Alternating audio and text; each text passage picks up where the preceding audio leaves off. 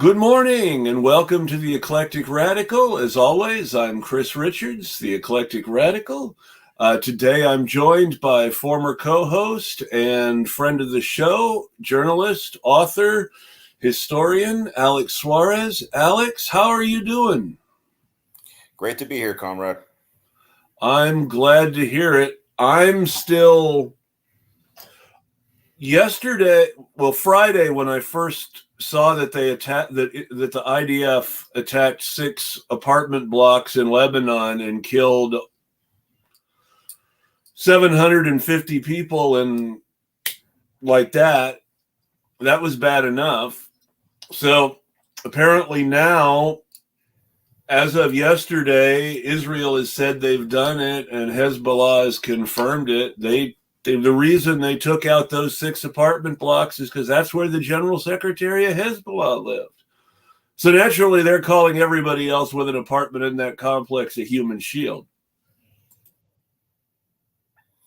It's like the Zionists will never learn. All it does is embolden the resistance, and the leadership is immediately replaced. And this has been going on not since October 7th of last year, as the bourgeois press in the West likes to say, but it's been going on at least since 1948. Now, if you want to look at the Ottoman and the British, influence, I can't hear what you're saying. I think you're muted. 1947 is when Israel first blew up a Palestinian home. August of 1947, they dynamited the Abu Laban farmhouse and killed 12 people, including a child. Let me ask you, what year was I believe it was the Irgun gang, and then like one of the Irgun gang members became prime minister, that they blew up the King David Hotel and blamed it on Arabs where they were attacking. That was, well, the leader of the Irgun gang at the time that they did the King David Hotel bombing was Menachem Begin, who of course was prime minister of Israel later. But what year was that bombing? Do you know? I'm curious. That's a good question. I'm going to have to look that up now because I don't remember dates. But that's when they introduced terrorism to the region. It was a civilian target. I mean, that was one of Irgun's big. There we go. Yeah, I think it 1946. Wow, yeah, and it was both the Irgun and there was a British target, not Arab, but they dressed as Arabs when they did it to blame it on them. But then they found out through the British intelligence that it was the Zionists that did it. But you had the Irgun, and I believe the Stern gang was involved in that as well. But if you tell people today that Israel was started by gangs, they say it's anti-Semitic, but they called themselves that. They called themselves proudly the Irgun and the Stern gang, and they dressed up as Arabs in a false flag. It's not a conspiracy. It's real. So the British would turn on the Arabs, and to instigate the withdrawal of the British from the Mandate of Palestine. So yeah, that was an introduction of terrorism in the region because, of course, several people at the hotel who were not British officials were killed. The total death toll was 91 and another 46 people injured. That's right. And they were not all British, I believe. There were civilians at the hotel that were also. Let me go ahead and find the casualties. It's Sure. Here. And that was 1946. That was even the year before the year that you That was 1946. This was the year before they started killing Palestinians. That was just the year after the World War II, to give you perspective. Yeah. Yeah, just the year after the end of World War II. There we go. Now, if the Zionists decided to become anti-imperialists and joined up with the Arabs, I won't even say Zionists, if Jews that were in the region decided to join up with the Arabs to fight the British imperialists, I would have 110% supported that if I was around at that time. Well, that was what they originally claimed they were doing, but that never actually happened. Right. Instead, what they did was they tried to turn the British on the Arabs. They tried to pass off as Arabs when they did the bombing of the King David Hotel. And these are the gangs that ultimately became the leadership of the 91 people killed, 70 were employees of either the British government or the hotel. Terrible. 21 of those were important people considered first-rank government officials by the way that governments rate civilian people in sort of a civilian government employees have ratings the same way military officers do. It's just not part of their title in the same way. And these guys were all people who had the first rank highest rating from the British government. 21. And then 49 people who were second-rank government people or employees of the hotel and the restaurant there. Yeah, it's terrible. 13 soldiers, 3 policemen, 5 innocent bystanders. And there's always two questions that by nationality. Yep. 41 Arabs were killed, 28 British citizens, 17 Jews, 2 Armenians, 1 Russian, 1 Greek, and 1 Egyptian. And those were not Jews that were taking part in the operation. Those were Jews that those were 17 Jewish people who worked for the British embassy in Jerusalem when the bomb went off. Terrible, yeah. By the way, I was going to say, I always ask 2 questions when somebody tells me that they're a Stalinist or they say that they're an admirer of Stalin. The first question is, do you support a woman's right to choose? And of course, they always say, yes, of course. And then my second question is, do you support Zionism? And they say, of course not. They said, well, Stalin supported Israel's formation, and Stalin reversed Lenin's decision to give a woman a right to choose. But, that's the contradictions we're talking about. Well, but one can believe that Stalin was personally reactionary and still believe that ultimately it was good that he defeated the Nazis and kept the Soviet Union around for a few more years. So a lot of people justify his methods in fighting the Nazis, saying, look, he was victorious. I don't justify anything. Well, I won't go that far.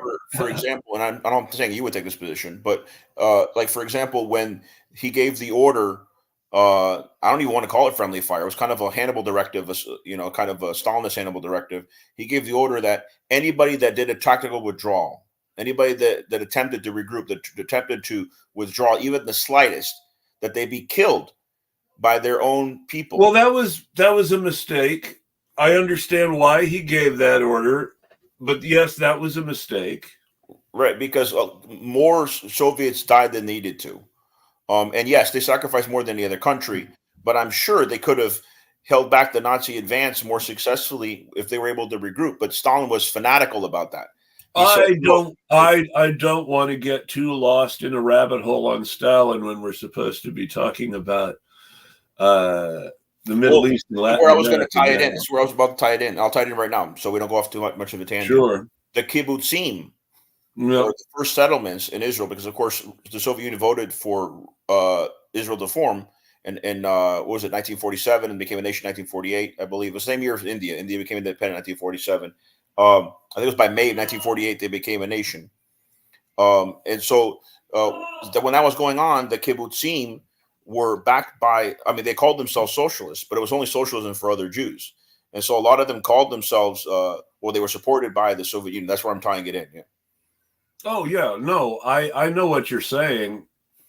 Now, it's important to understand that in addition to his other personal failings, Stalin was anti-Semitic on a personal level.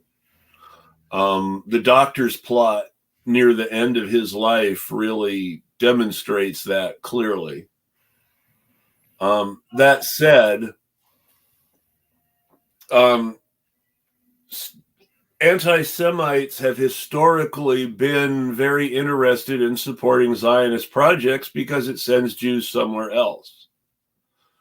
And so it's perfectly in character for Stalin to support Zionism in the sense that, one of the few things that Stalin and Trotsky agreed on is they thought that Jews should be completely assimilationist and not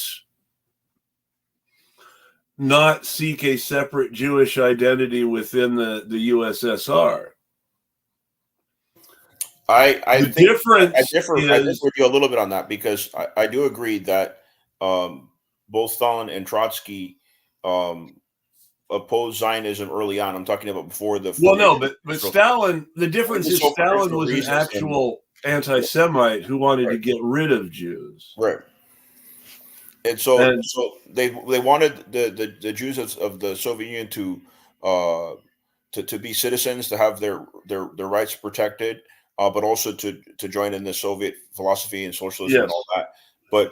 But Stalin, he thought, okay, well, the Jews are going to conspire against me. Why don't they just leave the country? And obviously, that was not the position Trotsky took.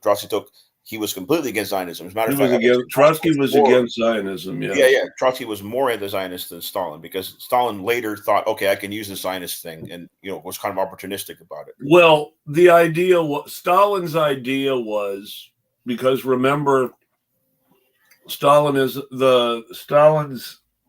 idea was less about an international revolution and more about socialism developing in each country naturally. And he believed that he justified Israel as necessary for there to be a Jewish communist state. Whether you agree with that or not, I don't want to get too lost in the weeds criticizing Stalin, because my criticisms of Stalin are not what a reactionary's criticisms of Stalin would be. And honestly, in the end, my criticisms of Stalin aside, Stalin did a net good to the world in the end. And I don't want to get too lost in hyper-partisan criticisms that just divide us. By the way, I want to ask you a question. Let's go to the present. Why is Kamala in every single press release lately is showing herself to the right of Trump? She just went to the border. She said, "I'm going to deport more than Trump." She's saying, "I'm going to continue to send weapons to Israel." Yeah, because the Democrats believe intrinsically that everyone who wants actual progressive policy is going to vote for them out of fear of Trump. And so the thing that they need to do is be right-wing enough to keep all the never-Trumpers in line so they can keep Biden's Republican support for Kamala Harris. and what's crazy is, Jill Stein is running her third presidential campaign. She's been running for president for 14 years. And so, they're like, oh, they're thinking she's not going to go all the way. She's not going to run in the battleground states. She did the last two times. What's any different now? Like, I don't know what it is. They want people to vote for Jill Stein. They're so far to the right now, the Democrats, and they're bragging about it. Now let's remember that because of things like what happened on Friday in Lebanon, Muslim Americans in Michigan more of them are voting for Jill Stein and Cornel West, they say, than either Kamala Harris or Trump, specifically because of the Democrats and Kamala Harris not signaling that she will change, letting the IDF run out of control right now. And at the DNC, they wouldn't even give one token 30-second microphone to a Palestinian voice. That's how far to the right they are. Not even to someone who was going to endorse them, who had endorsed them, who was going to tamely endorse them on behalf of the people they had insulted and degraded. And they still couldn't even give them that little bit of dignity in letting them actually publicly proclaim their submission. Now, a lot of people justify the fact that Kamala is now profiting from genocide by selling those "I'm speaking" T-shirts, so she can get more money for her campaign. Mm. They justify it by saying, "Oh no, she said I'm speaking to Pence in the vice presidential debate." So you mean to tell me right after she told those, pro-Palestine activists, then they come up with those T-shirts, and it's like Nazi youth. They rolled out this 8-year-old girl, and in a picture for a photo op with the "I'm speaking" shirt, and this is what they're teaching the children. They're teaching the children they need to support genocide. And I don't get it. Well, I mean, They want to I lose. get it. Israel is I hate to use loaded Cold War propaganda language, but Israel is the stereotypical running dog for capitalism. Israel is the thug for American empire in the Middle East. It fills the role that Colombia used to fill for years in Latin America until Boric seemed to pull them away from that a little bit. Not Boric, Petro. Petro, yes, sorry. You're Boric correct. is in Chile. Not everything. I don't agree with Petro on everything, but he's definitely a principled leader. He's reconciled Venezuela. He's done a lot of good for the country. He's a former guerrilla himself. Just like Mojica in Uruguay. Mojica in Uruguay was not only a former guerrilla, he was tortured severely by the regime, and not only did he survive, he became president. So somebody that's a former guerrilla that's principled, I support that, because a lot of those people, they had no electoral alternative in the 60s and 70s, so they had to go fight as guerrillas. A lot of them didn't want to, but in order to survive, they went to the mountains. So yeah, I think Petro is more good than bad. Boric, don't even get me started on him. Boric's completely sold out in Chile. Completely, and he has a long history of being pro-Palestine. But of course, he has not ruptured relations with Israel. Bolivia has, I believe, Colombia has. But Boric is just, he's taken power, and his own people are rising up against him. Mm. And so, for example, the grandson of Pinochet, I'm sorry, the grandson of Allende, the great socialist leader who was elected in 1970 and was in power for 2 Social years. Democrat. Yeah, but I would say his foreign policy. Well, so I hate to be a bit of a wet blanket, but it's really important to understand when we're talking about Allende, he was a reformist social democrat. He was of the bourgeois himself, and he was not a revolutionary leader. The reason I think it's important to say this is because CIA still killed him and put a Nazi in power, despite the fact that he was not someone who was going to be making friends with Che and Castro. Well, he was a social democrat. He was friends with Che and Castro, and he didn't make a secret of it. Well, he was friendly, but what I mean is that Allende was not going to completely break relations with the United States. Right. However, what he was going to do was change the relationship between Chile and the United States in a way that would require the United States to do more to materially benefit the people of Chile. Even better example is Romero, because Romero was a conservative, didn't come from the higher classes in El Salvador. Yes. So he was not a liberation theologian. Yes. The thing is, he was friendly with liberation theologians, and he saw his comrades in the church being assassinated. Yes. And by seeing the repression, he spoke out. Not because he was a revolutionary. He spoke out because he just got fed up with seeing his clergymen being assassinated. Yes. He said, no, I'm not going to take part in this anymore.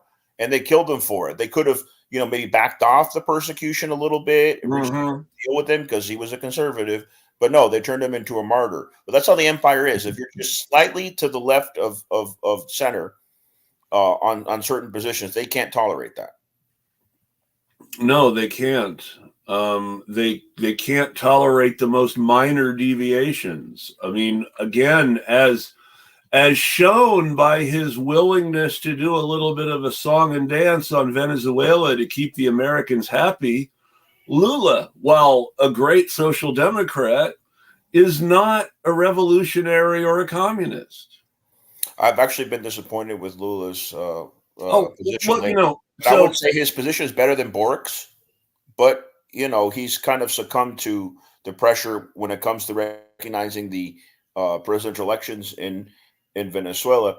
yes, And I've observed elections there, and I know people that went for this time around, and there's no evidence that the system's changed. They're still democratic. And speaking of Central America, Edmundo Gonzalez, right, who Spain and the EU Parliament saying is the real president of Venezuela, they didn't learn since Guaido, right? Um, this guy was part of the military junta in Venezuela. He was a diplomat yes. in Central America, working out of the He embassy was in an El Salvador. actual member of he actually was a member of the fascist government. Yes. Right, and so he was helping to train through the guise of diplomacy um, death squads in El Salvador, talking El Salvador. And so Yes. this guy, he's Venezuelan, but he has a long history of working with the CIA. This is who they're saying is the new president of Venezuela. And like I was debating somebody the other day about Maria Machado, right? She was the one that was backing Mundo because she couldn't run because she's a traitor. But Yeah. I mean, she's called for foreign invasion and genocidal sanctions. I mean, for her to even be considered running, I think was absurd. But she was invalidated, and so Edmundo basically ran in her spot. But I was debating something the other day because she's like, who's pro-Palestine, who's progressive, but still a little bit brainwashed when it comes to Machado and Venezuela. And she said, "Oh no, that's AI. No, it's not artificial intelligence. This was a real video. Her party still takes this position. Machado is completely pro-Israel, and she's actually begged Mossad to come to Venezuela to do a coup. Oof. Yeah. So Machado is if you want to bring back to the Middle East, Machado is very pro-Israel. And what did Maduro say when he went to the voting booth? He said, "Free Palestine." And so it's a huge contrast. But there's a big Middle Eastern community in Northern South America, which is why it's a big issue in the political sphere there. For example, Alex Saab, he's 100% Middle Eastern. His father was from Palestine. His mother was from Lebanon. Yes. Migrated to Colombia near Venezuela, where Alex Saab's from originally. So yeah, there's a big community of Middle Eastern people there that still hold ties back in their home countries. And Lebanon, for example, was part of Syria. That has a long history of being with Syria. It was divided, of course, between the British The and the French mandate is what divided Lebanon away from what had been the Ottoman Syria. It was going to be part of Lebanon was part of the short-lived kingdom of Syria under the current king of Jordan's several times great uncle, King Faisal, who went on to become the king of Iraq. Yeah, there was a couple of King Faisals. One of them took part in the oil boycott in the 1970s. It was pretty. Well, that King Faisal was King Faisal of Saudi Arabia, who's completely different. Well, what I mean is that King Faisal was probably the last decent ruler of Saudi Arabia because after that, they all became sellouts. So the thing to remember is that the rulers of Jordan are from Mecca. Oh, I know. They're Hashemites. The rulers of Jordan are from Mecca. Yeah. The guy who got together with the British to lead the Great Arab Revolt was the Sharif of Mecca.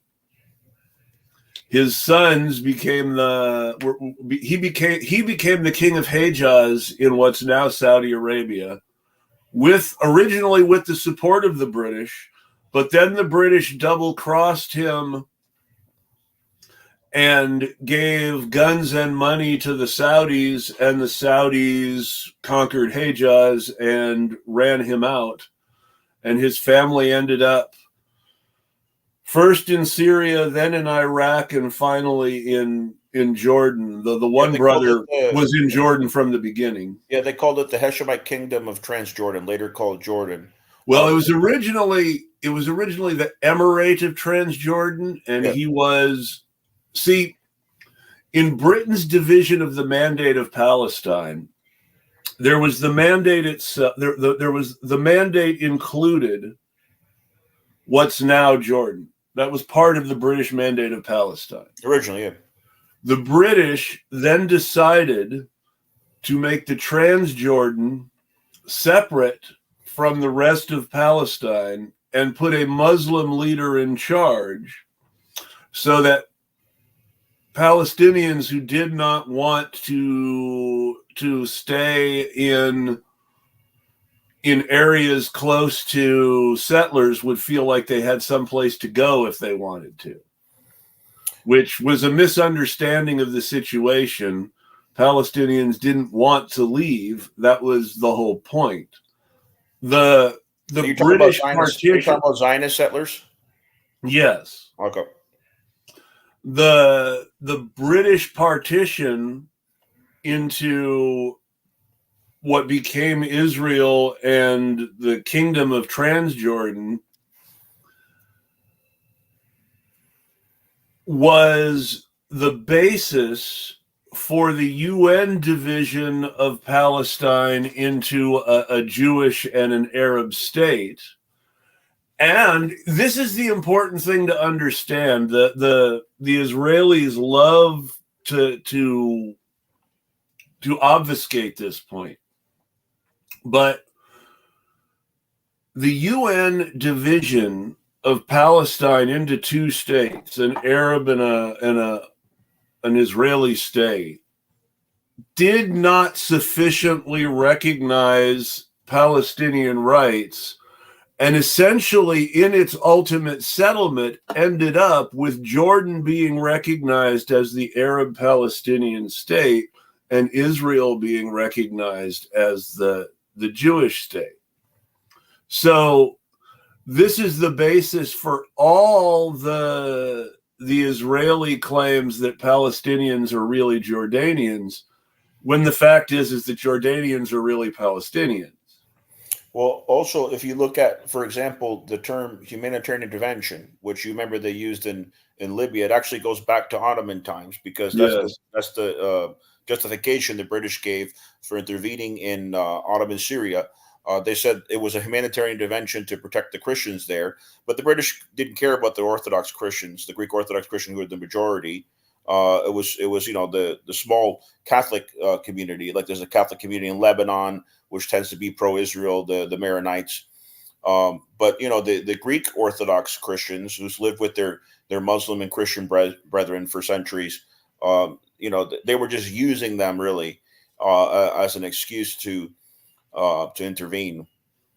Well, even the Maronites, the French cared much more about the Maronites than the British did. The British basically let the French do what they want in Syria in exchange for Palestine, and which the French were happy with that deal because it was more territory, whereas the British wanted Palestine for the seaports.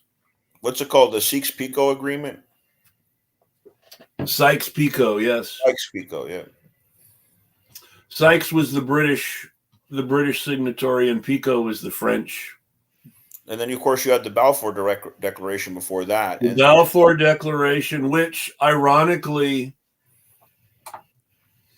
the Hashemites were supportive of the Balfour Declaration when they thought they would be in power in Syria, and changed their mind when they were double-crossed, which, you can't blame them for changing their mind when they're double-crossed. Yes.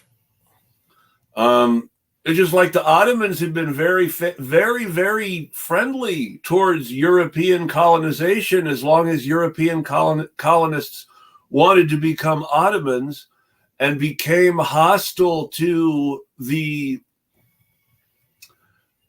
Polish and Russian settler communities in Palestine because they were displacing Palestinians and engaging in racist ethnic cleansing of the land, throwing the peasants off. And if you look at the Jordanian kingdom currently, one thing is what they say, another thing is what they do.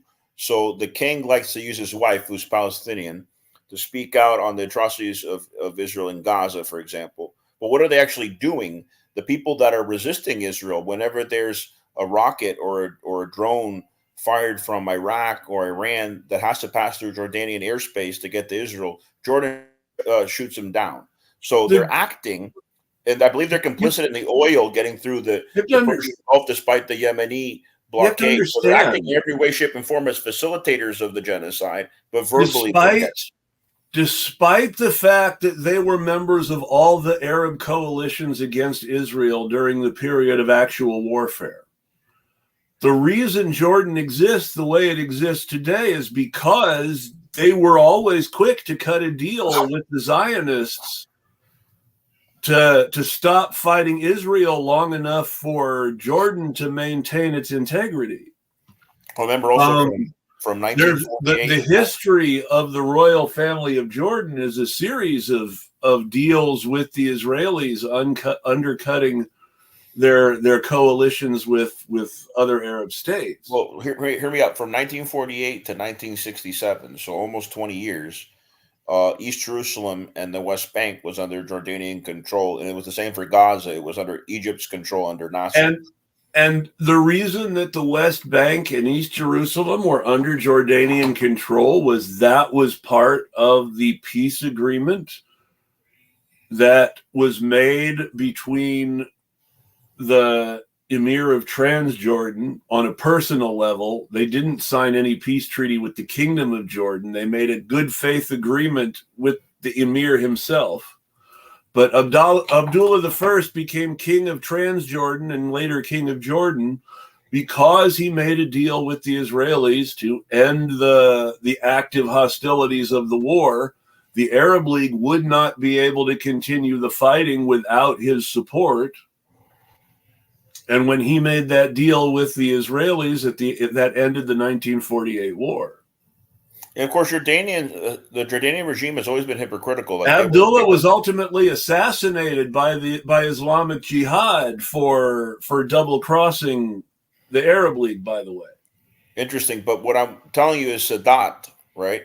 Sadat technically made peace with Israel from Egypt before the Jordanians did. But I'm just telling you how hypocritical the Jordanians are, because they were very critical of him doing that, and they went ahead and did the same thing. And of course, unofficially. But like they had already done that. Reveals.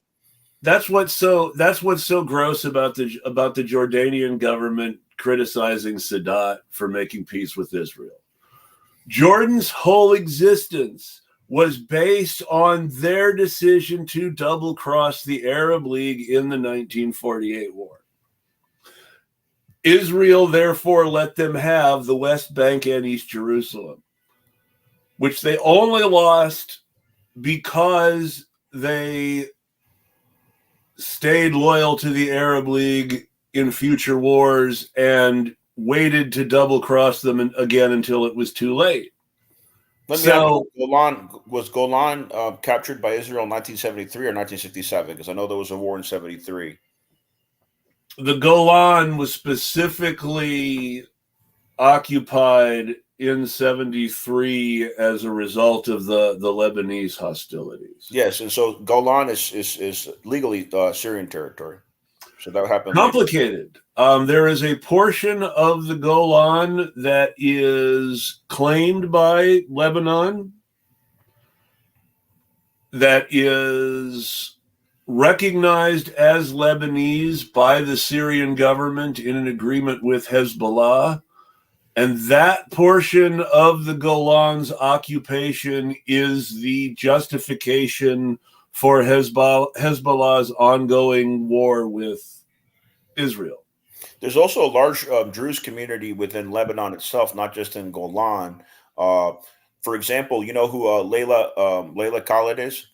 Yes, I know who Layla Khalid is. Maybe I'm telling you the wrong person. Hold on. Because I get her mixed up with the Palestinian. Layla's Lebanese Druze, I believe. Layla Khalid was a Palestinian fighter. Oh, yeah. I'm confusing her with a different Layla. Hold on. I'm going to look her up on Twitter. I don't know. There's a lot of Laylas. But what I was trying to say is there's a journalist, I believe she's part of PSL. I met her in D.C. last year, named Layla something or other, who's Druze, but Druze from Lebanon. Yeah, so there's parts of Lebanon where they have large Druze community, just as in Golan. And Druze are not Muslim, they're not Jewish, they're not Christian. They have their own religion. I believe they originated from Greece. But yeah, there's a large Druze community. They broke off of Islam, but they are not considered Muslims by other Islamic groups, though they consider themselves Muslims. That's interesting. I didn't realize that. Yeah. And of course, from Abrahamic. Yeah. Israeli Druze are used for propaganda purposes by the Israeli state and are presented to the rest of the world as being very pro-Israel, whereas occupied Lebanese and Syrian Druze in the Golan Heights have a very different viewpoint. By the way, you can still hear me okay. I had to turn the fan on. I was getting a little hot. I understand. I can still hear you okay. The static that was coming on when we did our first sound check was because I had the volume turned up too high for your speakers. Okay. And so anyways, what I wanted to tell you, or what I wanted to ask you, like I know, for example, the military draft does not apply to so-called Israeli Arab Muslims who are really just historic Palestinians, but it does apply to Arab Christians or Palestinian Christians. So, okay, so there are... But I'm wondering if Druze have to have military service. So Israeli Druze serve in the military. That's part of how they are used by the Israeli government for propaganda, and one of the reasons they are presented as overwhelmingly pro-Israel, because the Druze are the only religious minority to participate in the IDF. Christians, Muslims, and even Samaritans all have religious exceptions, as do ultra-Orthodox Jews. Now, ironically, many of the settler militias are drawn from ultra-Orthodox populations with military exemptions, whereas at the same time, ultra-Orthodox Jews with military exemptions live in some of the oldest Jewish neighborhoods in Jerusalem and fly Palestinian flags, and there are periodic sweeps of those neighborhoods where the cops beat up the residents and take their flags down. So ultra-Orthodox Jews are very complicated in Palestine. But the occupation is simple. And the fact that they were willing to destroy 6 apartment blocks. I want to put this in perspective a little for people who don't understand it. When Saudi terrorists attacked the World Trade Center, they were attacking 2 commercial skyscrapers. And for blowing up 2 commercial skyscrapers, the U.S. invaded and occupied 2 countries that had nothing to do with it. But still, invaded and occupied 2 countries. I found out the name of the Lebanese Druze American journalist, and she does have the same last name as Layla Khalek. That's why I got confused. Gotcha. But her name is Rania Khalek. You've heard of Rania Khalek? I know who Rania Khalek is, yeah. Yeah, I met her once. She's done a lot of good work. But yeah, she happens to be a Druze from Lebanon, because a lot of people think the Druze are just in Golan, but they have an indigenous community to Lebanon. I mean, a long history in Lebanon, you know. Well, there are also a large Syrian Druze population. Oh, I wasn't aware of that. Huh. It's not just it's that same whole, because remember, under the Ottoman Empire, it was all Ottoman Syria. The Palestinian community. The Palestinian community was very active in the Greater Syria movement to support the Hashemites. Arab nationalism was very strong in Palestine. They supported the Great Arab Revolt. They fought with the British against the Turks. The leader of the, as they called themselves at the time, we would call them Palestinian Jews now, they called themselves the Syrian Jewish community of Jerusalem. The leader of the Syrian Jewish community of Jerusalem died of an illness while in Syria fighting for King Faisal against the French. This is not that far back in history either. I mean, Assad's father was in alliance with Nasser in the war against Israel, which Jordan was involved in. But I want to point this out though. This was the leader of the Palestinian Jewish community in Jerusalem who died fighting for Greater Syria. Yeah, I want you to send me. I want you to DM me info of that afterwards. That sounds quite interesting. And the reason that I mention that is because Palestinian Jews were Arab nationalists too. This guy had been friendly to the Zionists originally when it was a matter of cultural issues, but he became increasingly convinced that the actual settlers in Palestine who were being sent by the Zionist organization were racist and were making problems with the Arabs for the Arab Jewish community. There's an Israeli historian, I believe he's in his 80s now, whose family were Iraqi Jews, and he calls himself an Arab Jew, and he's been very critical of Zionism, and he's within Israel himself. I mean, they probably haven't arrested him because he's so old, but I don't forget his name, but he's done a lot to show the history of how Arab Jews were treated. Like he also showed how like the Mossad blew up, marketplaces in Egypt and in Iraq, and then blamed it on the Jews to try to create internal division. And then the Arab regimes responded by kicking the Jews out, which was stupid. That was a favor to Israel. And then when these Arab Jews arrived in Israel, they were treated like cattle. They were treated terribly. Well, there was an organization. I don't like to give them too much credit because in the end, most of them were still very much Zionists, though there were exceptions. But there was a group founded by Yemeni and Egyptian and some Palestinian Jews called the Israeli Black Panthers, who were extremely angry about the way that Jews from Arab countries and of Arab descent were being treated by the Israeli state and by the Israeli capital. Ashkenazi identify more with Europe. Yeah. They were the Israeli Black Panthers were formative in what became the two different competing sides of the Israeli left.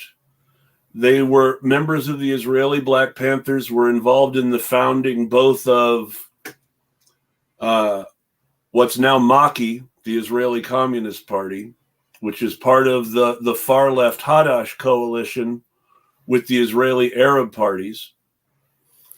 And other members of the Israeli Black Panthers. The main Israeli party, Israeli Arab party, I forget its name, but there's one that's like a big one.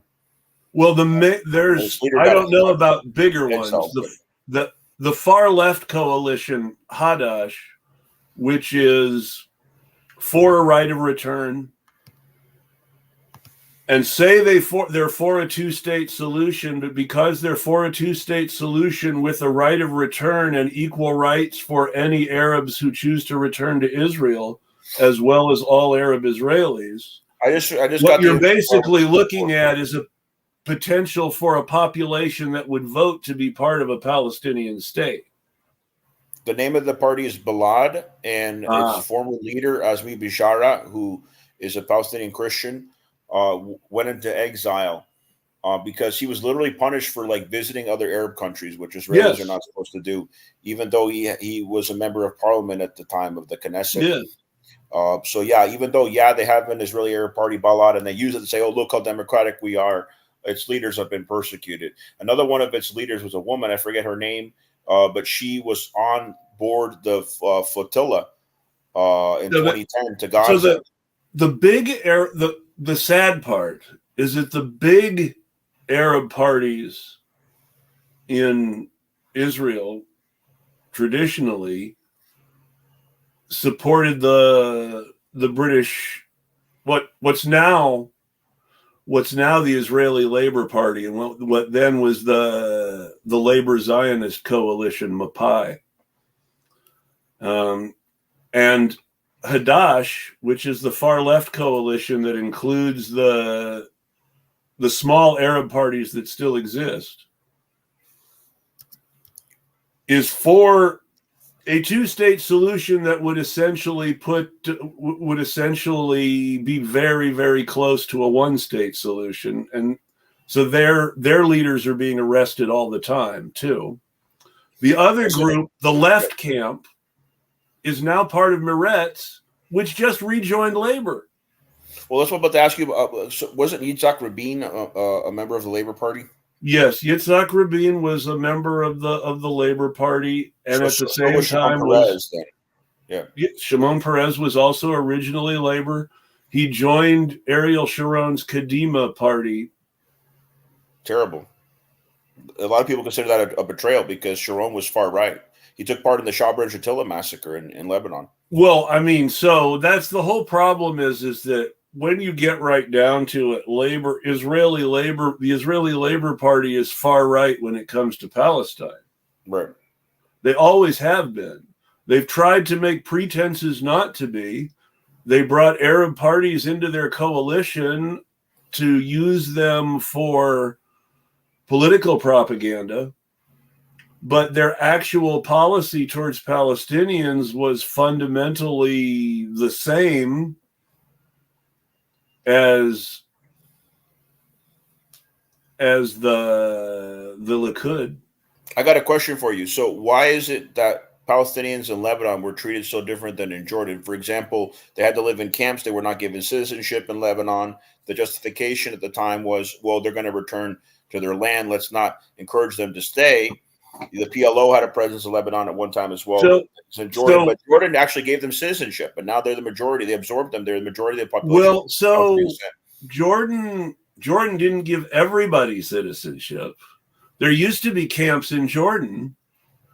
The reason there aren't camps in Jordan anymore is because there was a large scale conflict, low-level war between the PLO and the Jordanian government, because the Israelis basically successfully framed the PLO for trying to take over the Jordanian government. And they were expelled from Jordan as a result. I didn't realize they were framed in that. That's interesting. And they relocated much of their infrastructure over several years from Jordan to Lebanon, which then became the Israeli justification for invading Lebanon when the Lebanese state began to experience its own civil strife. Yeah, that's when Arafat and the PLO leadership fled to Tunisia. They fled to Tunisia from Lebanon. Yes.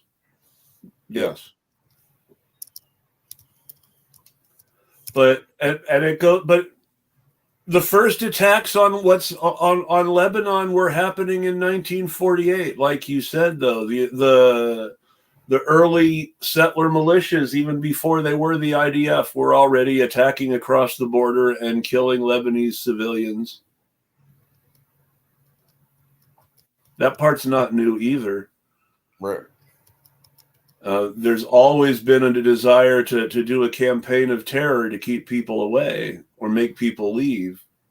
That's what the first Nakba was about. They're essentially doing the second Nakba right now. Mm-hmm. This is what the destruction of Gaza was. This is what the invasion of the West Bank is. This is what the bombardment of Lebanon is, the second Nakba. Yeah, it's in some ways worse if you just look at the numbers, right, of displaced people. It was only about 800,000 in 1948 that were forced to leave. In Gaza, you have like over 1 million people that are from one part of the region to another. So remember that like the total population of the Gaza Strip is like 2.3 million. Mostly children. And the total number of displaced people at the last count, which means it's probably low, was 1.9 million. Yeah, so we're already talking about more than 90% of the population displaced. Yep. They say, oh, it's just northern Gaza where Hamas has a presence. It's the entire region, and Gaza's not that big. I heard it's the size of like Washington, D.C. No, so So this is what is really gross about the number of bombs that have been dropped on Gaza. The entire Gaza metropolitan area, what used to be referred to regularly in media as the Gaza Strip, is about the size of metropolitan Hobart in Tasmania. Oh. But it's much more densely populated, with more than 2 million people crowded into an area the size of metropolitan Hobart in Tasmania. So with this in mind, you already had a tremendous overcrowding situation that by itself was a product of the siege and led to shortages and illnesses and deaths that would not happen were Gaza not so overcrowded. Do you know this is the first time in any conflict that I know of where food is dropped on tents, killing them? So not only are their homes destroyed, when they're living in tents and they're given aid that's just minimal, it falls on them and kills them too. I want to be really clear about what's going on because, one of the things you see by people online trying to bully you into voting Democrat is, well, Trump's just going to make it worse. And I want to be really clear about what's happening now.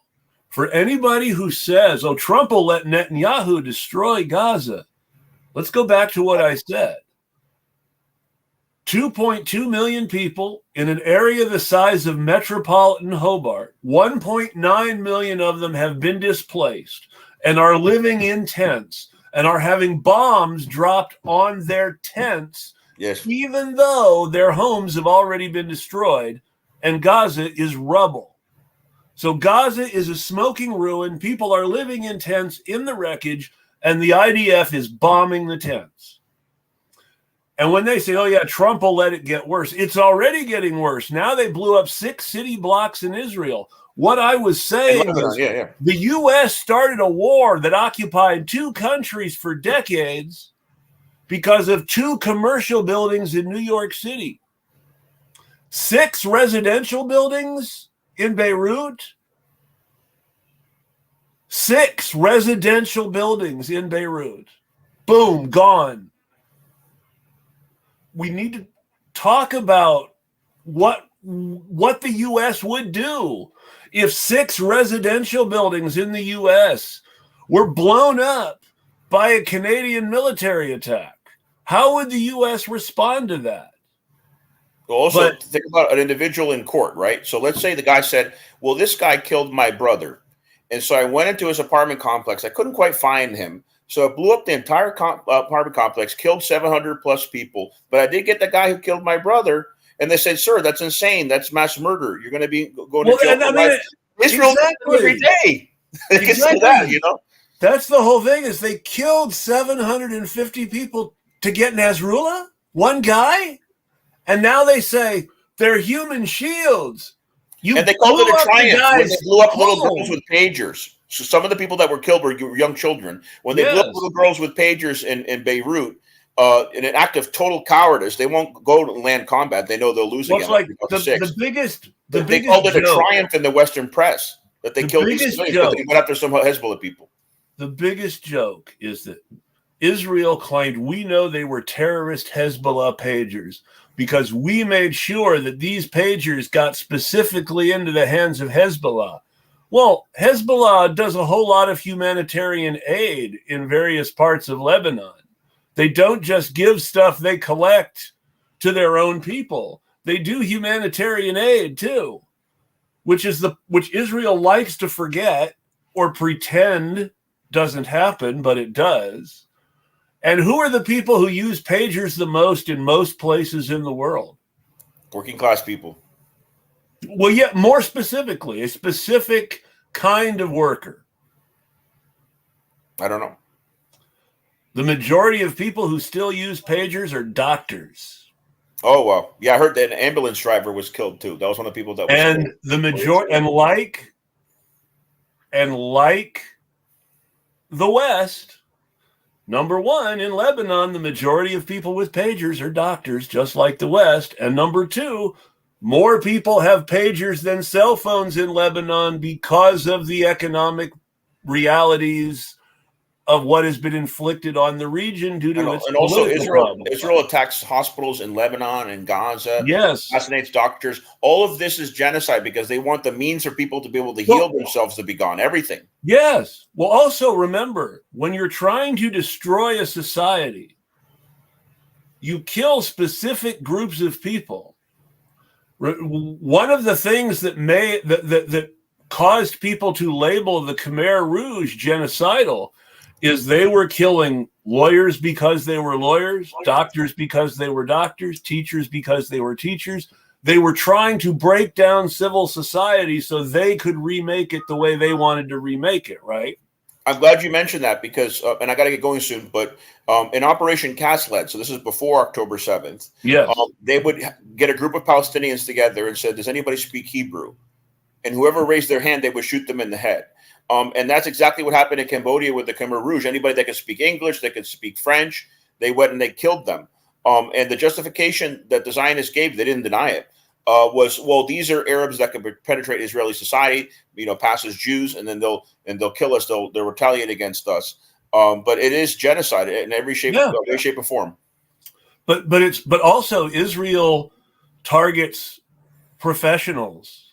Doctors, lawyers, teachers, judges, people who work in civil society.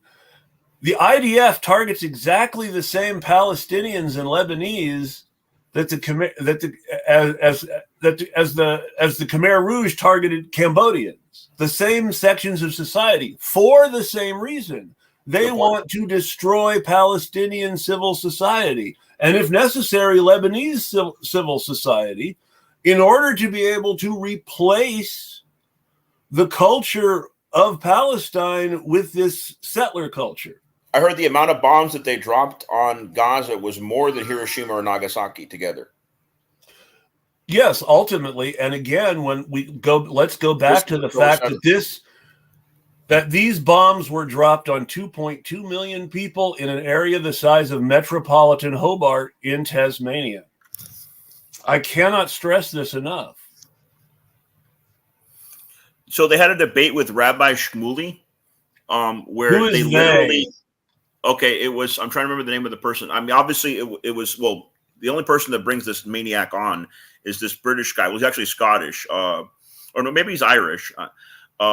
Piers Morgan. Oh, Piers Morgan. Oh, so Piers Morgan is English. His name is Welsh, but he's English. Oh, okay. But anyways, Piers Morgan. It would be insulting to the Welsh. He has some Irish Catholic ancestry, but he had Shmuley on, and unfortunately, I can't think right now of who the person that was debating him, but they were doing a very good job. And it was a woman, and she literally cited live because he kept saying that's absurd. Dresden. It couldn't have been as many bombs as that was dropped on Dresden in World War II on Gaza. And literally she's citing the New York Times. Yeah. Okay. So she's citing establishment press, multiple sources. Oh yeah, it was Candace Owens. Yes. And on most of the stuff I don't agree with her. But she did a good job in the debate on this issue. And so Candace Owens showed him, no, Rabbi Shmuley, here's the figure. It was more than what was dropped on Dresden. And then he went on the anti-Semitic, rant and, cabal and this and that. And that's all he can do. When you actually see him live, you see how crazy he is. And that's problem what he can do. When he's showing the truth, he just attacks. And that's the Zionist mind. The problem with having Candace Owens on for that kind of show is that she really is anti-Semitic. And so she is the perfect choice to have debate someone like Rabbi Shmuley, because then you have the worst on both sides. Yeah, I just think it's funny, and you know how Piers Morgan is. He's not a real journalist. He's a sensationalist. He has brought on some anti-Zionist voices, but he's more of a sensationalist. He's not doing it to get to the truth. He's doing it for ratings. But I thought it was interesting how Shmuley live, you could show how crazy he is. One thing is looking at his tweets, you can say, oh, that was out of context. When he actually interacts with somebody in a debate and is shown facts, all he can do is just attack, and that's all the Zionists can do, Yeah, no, I definitely know what you mean. But anyways, I got to get going, comrade. But, in a couple of days, I'm going to be 40. No, that's amazing. Happy birthday. In Thank 3 you. years, Like, I'm going to be 50. That's oh disturbing. well, But yeah, because I got posters in my room of some of the revolutionary figures that I admire that perished at 39, Che, Zapata, etc.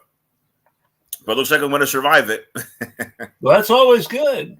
Congratulations, man. Happy birthday. Thank you. It's good being back on your show. It's been a while. It was good having you. I hope you have a great rest of the weekend, and I will tweet at you next week. Take care, man. I'm Yeah, I going to hope to do a come little on. monologue thing at the end here. Yeah, I hope to come on again sometime soon for more time and read comments of people and all that. I just have some other obligations today, but it's been a pleasure. And let's hope that that the Latin American revolts against imperialism continue to be successful. That the Arab revolts against imperialism continue to be successful. No, yeah, I agree. Thank you very much, and take care. So I just want to go back to something I said earlier and repeat it, which is 6 residential skyscrapers in Beirut were destroyed by the IDF.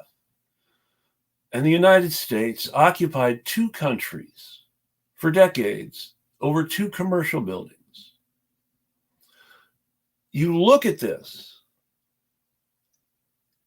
and we're supposed to say that the IDF are the good guys and the Lebanese are the terrorists when they killed 750 people to get one guy and scream about human shields because they chose to get the guy at home, knowing 749 other people lived there.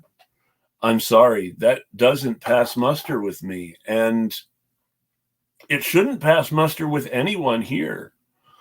I know that Chapel Roan was being given a really hard time by Democrats, even though she ultimately said, yeah, I hate Trump and I'm going to vote for Kamala Harris, because she told the truth about being uncomfortable with some of the queer baiters who still associate with the Democratic Party, and because of the Democratic Party's gung-ho support for Palestine. And people have tried to run over her in the news, and that's also not cool. And what are people supposed to do? Where are people supposed to draw the line? They talk about things getting worse, but things are already getting worse. Kamala Harris and Joe Biden aren't doing anything to stop things from getting worse. If you want to stop things from getting worse, you have to make it clear that you're willing to vote against any incumbent who isn't willing to make things better. Now, nobody likes to think about that, but this is the perfect time to vote third party and to keep consistently voting third party, if nothing else, so that people lose until they realize they have to do something for anti-genocide voters to win. If you're not willing to take that sort of hard line position on it, can you really say you oppose genocide? If you're not willing to even do the basics of making it politically untenable. And of course, we should be doing more than that. We should be actively resisting the material engine of genocide as much as possible, like Palestine Action has been doing, shutting down Elbit manufacturing locations all over the world. We should be organizing for mutual aid and community defense, because they're going to start charging people with RICO for protesting genocide any day now. They're already expelling people from school, and in one case, de facto deporting someone because they have an anti-genocide position. Being against genocide is what's politically untenable right now, and that has to change. We have to do something about that, whatever we can. Now, I don't know what that is. I don't pretend to know what that is, but I know that it's not voting for Kamala Harris. And it's certainly not trying to get other people to vote enthusiastically for Kamala Harris and shaming them. And that's where we are. a vote for either of our political parties is a vote for genocide. That's where we are. Do with it what you will, but I don't recommend voting for genocide. I can't do that. I hope everybody has a great week. I'm not going to shill for money after talking about Palestine so much. That's just not cool. But please, if you enjoyed the show, like, share. We need viewers right now. And everybody, have a good week. I will see you next week with Yuri Smuter, and we will be talking about political nihilism and how it has impacted American political history. And then on the 13th, Edward Ngueso of Logic Magazine and the This Machine Kills podcast will be joining us to talk about AI. So on that note, again, everybody have a great week, and we'll tweet at you. Bye.